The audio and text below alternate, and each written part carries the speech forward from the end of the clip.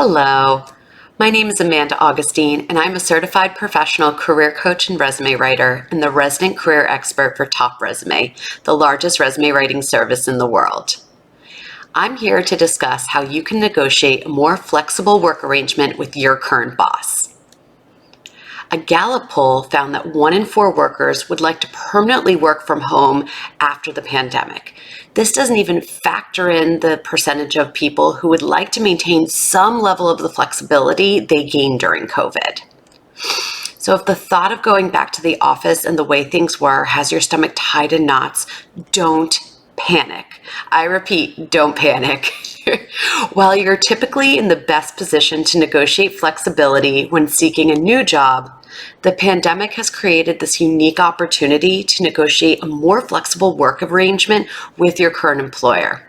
So let's talk about just how you can get that flexibility in 4 steps. All right, ready? Step 1.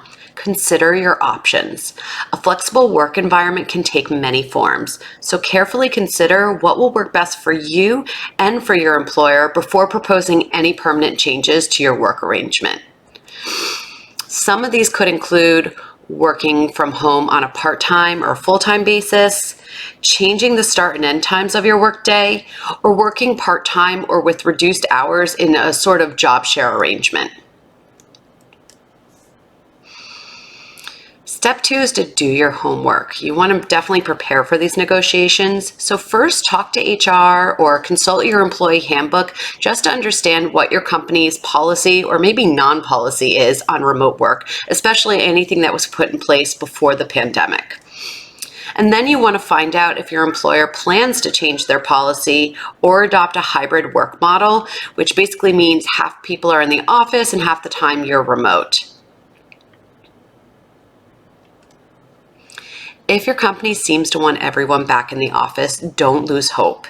Instead, search online for other organizations, ideally competitors or companies that share similar traits, that have announced plans to move to a hybrid model or even remain fully remote. You can use that information as ammunition when you're having those negotiations. If you plan to negotiate a permanent work from home arrangement, you want to make sure that you're making any necessary adjustments to your home office to eliminate any objections your boss might have. So, if your Wi-Fi isn't fantastic, the lighting hasn't been great, you definitely need a new pair of headphones or proper equipment for your desk setup, now's the time to put all of that in place so that you're eliminating any of those objections your boss could come to you with. Also, in the weeks leading up to your negotiation, I think it's pretty clear that you want to prove that your productivity while you're at home. You want to remain responsive, present, and engaged in those video and phone calls. You want to keep your boss informed of your work, stay in communication, and not just inform them of your work, but especially make note of those successes.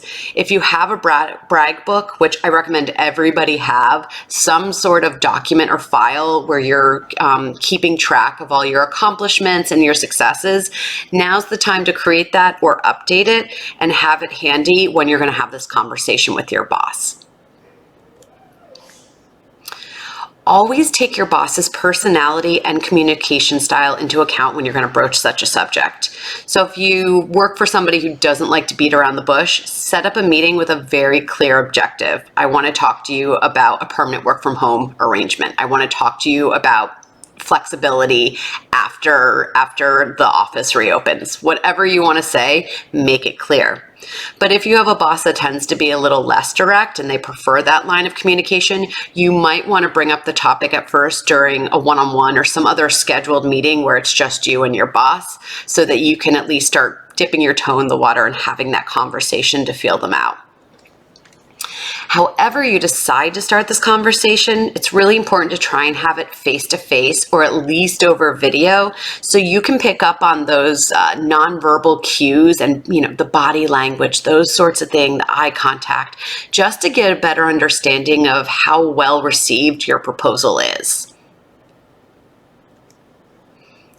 Remember, there's no harm in advocating for what you need in order to be a happier and more productive employee. Remember, you'll never get what you want if you don't ask for it. So at least advocate and see what comes of it before you dust off that resume and start the job hunt. That said, if your employer is unwilling to accommodate your request, this may just be the push you need to consider other options as this job market heats up.